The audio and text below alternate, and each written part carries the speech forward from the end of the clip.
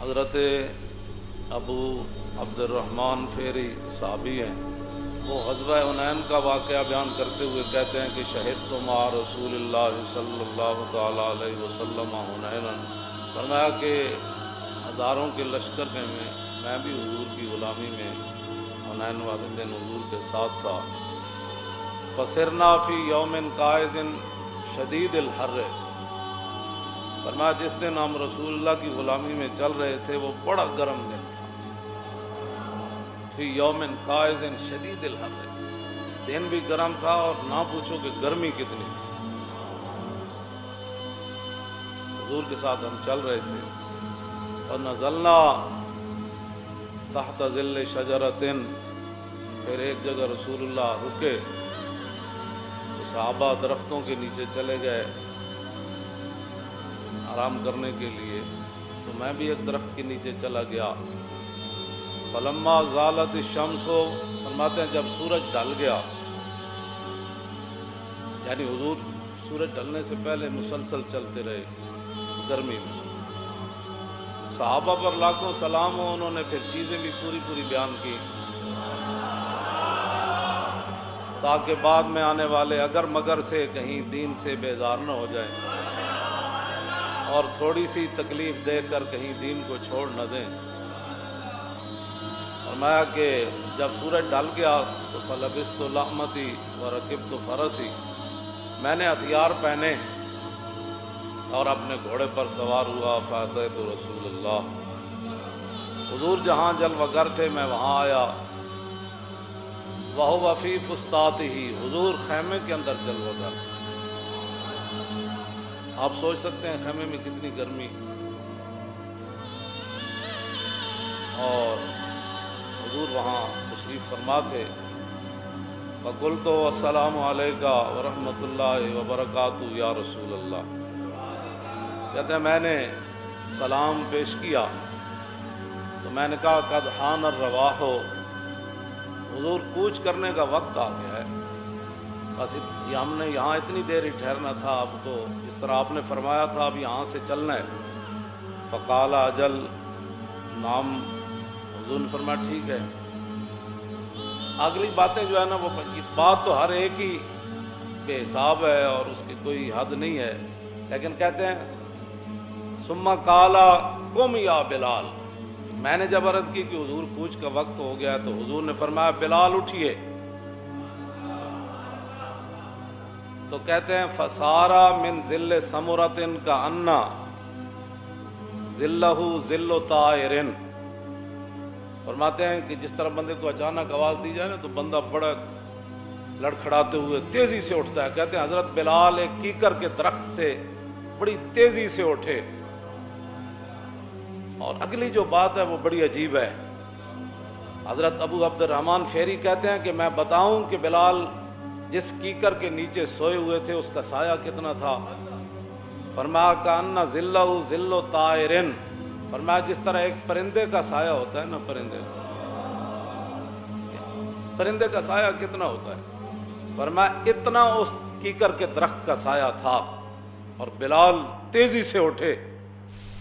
اور یہاں تو کسی کو روٹی ایک دن نہ ملے یا کہیں دین کے لیے کوئی تھوڑی سی مشکل آ جائے تو کہیں جی یہ کیوں ہے جی، وہ جی میرے خلاف تو پرچہ ہو گیا، وہ میرا تو پتر اندر چلا گیا، وہ جی میں تو مولانا صاحب بچنا ہی کوئی نہیں، سارے کوئی ادھر نسی جا رہا کوئی ادھر نسی جا رہا۔ آگے بات کیا کی حضرت بلال نے؟ تیزی سے اٹھے اور کہا فقالا لبیک وسعدیک وانا فداؤک، اے نہیں کیا حضور مر گئے، آج تک گرمی چ حضور حد ہو گئی، آج تک حضور انج ہو گیا، حضور آج تک جل گیا، جتھے ستا رہا اتھے تو حضور سایہ ہی کوئی نہیں سی۔ اے ویکھو بلال نا تیزی سے اٹھے اور آ کر بارگاہ قدس میں جب کھڑے ہوئے تو کہا لبیک وسعدیک وانا فداؤک، حضور غلام خوشی خوشی حاضر ہے اور قربان ہونے کے لیے حاضر ہے، فرمائیے کیا حکم ہے؟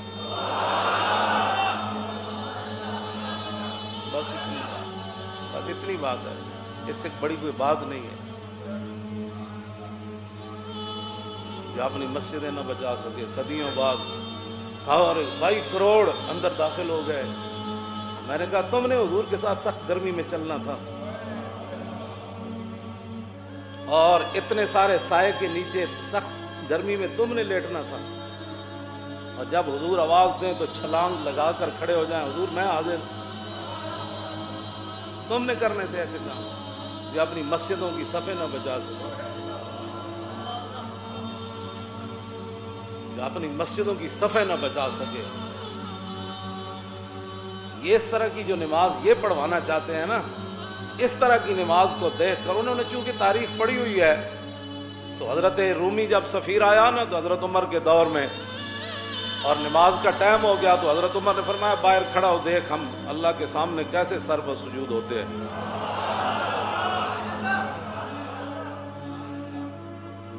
جب حضرت عمر نے تیر کی طرح صفیں سیدھی کی نا ایسے کر کے, تو رومی سفیر یہ منظر دیکھ کر غش کھا کے گر گیا, کہنے لگا عمر تو سانو کسے کام دا نہیں چھوڑیا. یہ قوم جو پانی پلانے پر لڑ پڑتے تھے, تو انہیں ایک ہی صف میں ایسے سیدھا کیا جیسے تیر سیدھا ہوتا ہے. وہ صف کو دیکھ کر کافروں کا جو سفیر تھا وہ بھی گر گیا تھا. جو صفیں تم بنانا چاہتے ہو ان کو دیکھ کر تو کوئی تصور بھی نہیں کرے گا کہ یہ وہ نماز تھی جو رسول اللہ نے پڑھائی تھی. اور پھر جن لوگوں نے دین کی حفاظت کرنی تھی, 40 لاکھ مرید, دین کے بڑے کام ہو رہے تھے, تو میں نے کہا کون سے کام ہو رہے تھے؟ ایک بتاؤ بات, جب تم دین کے لیے کھڑے ہو کبھی سپیکروں کے اتارنے سے لے کر علماء کی اوپر والے سپیکروں میں تقریریں بند کرنے سے لے کر نصاب سے قرآن و حدیث نکالنے سے لے کر ختم نبوت پر ڈاکے سے لے کر ممتاز قادری کی پھانسی سے لے کر, اور آج مسجدوں کی صفوں کے اندر بھی اتنا وقت, تم بتاؤ تم کب کھڑے ہوئے ہو دین کے لیے؟ تم نے تو ہر موقع پر, اقبال کہتا ہے نا یہ مصرع لکھ دیا کسی شوخ نے محراب مسجد پر, کہ یہ ناداں گر گئے سجدے میں جب وقت قیام آیا. منڈیوں میں وقفے نہ ہوئے, بازاروں میں وقفے نہ ہوئے. ایک پولیس والا تھانے دار گاڑی میں آتا ہے تھانے سے, پوری نفری بٹھا کر لاتا ہے, وہ 5 فٹ پر نہیں بٹھاتا اپنے ملازم, لیکن وہی جب مسجد میں آ جائیں تو 5 فٹ کا وقفہ ضروری ہو جاتا ہے. 5 باپ بیٹے گھر سے نکلے تراویح پڑھنے کے لیے, گھر میں بھی اکٹھے بیٹھے تھے اور گاڑی میں بھی اکٹھے بیٹھے ہیں, لیکن جب مسجد کے دروازے کے اندر آ گئے تو کہا نہیں 5 فٹ دور ہو جاؤ. گھر میں بھی 5 باپ بیٹے اکٹھے بیٹھے تھے, ان کو نہیں لگا کرونا, اور گاڑی میں بھی نہیں لگا, لیکن جب مسجد میں داخل ہوئے تو کرونا آ گیا.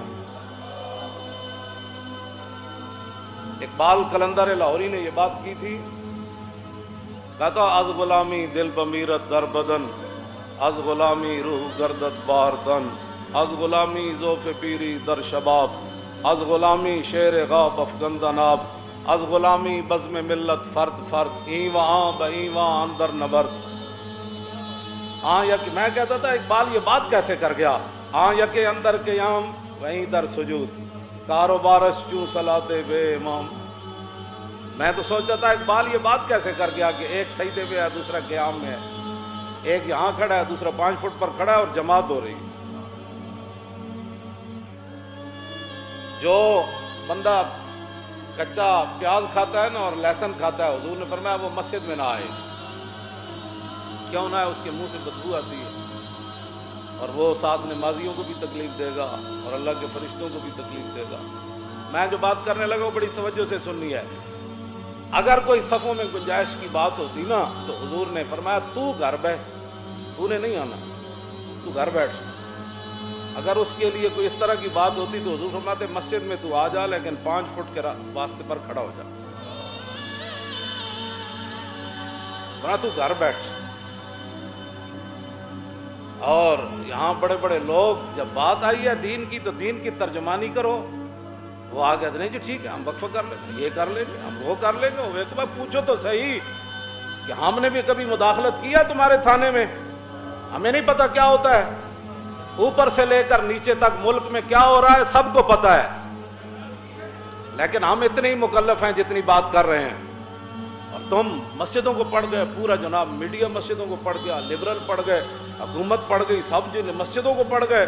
جب مسجدوں میں کرونا آنا تھا، مسجدوں میں کرونے کی بات نہیں ہے، یہ مسجدوں میں کرونے کی بات نہیں ہے، یہ دین کے خلاف سازش ہے. جو ہمارے آقا و مولا کو ظاہری حیات میں دکھ دینے سے باز نہ آئے، حضور نے ان کو امن دیا، مدینے میں ان قبیلوں کو امن نہیں دیا، فرمایا رہو، لیکن وہ رسول اللہ کے سامنے، خلق عظیم کے مالک کے سامنے، محبوب رحمت للعالمین کے سامنے حضور کے خلاف کون سی سازش تھی جو انہوں نے مدینے میں نہیں کی؟ حضور نے پھر تینوں کو نکال دیا، ایک کو تو ذبح کروا دیا قبیلے میں. تو کیا یہ یہودی اور یہ نصرانی حضور کے سامنے دین کے اتنے بڑے دشمن ہیں تو صدیوں کے بعد تو دین دے سجڑ بڑھ گئے؟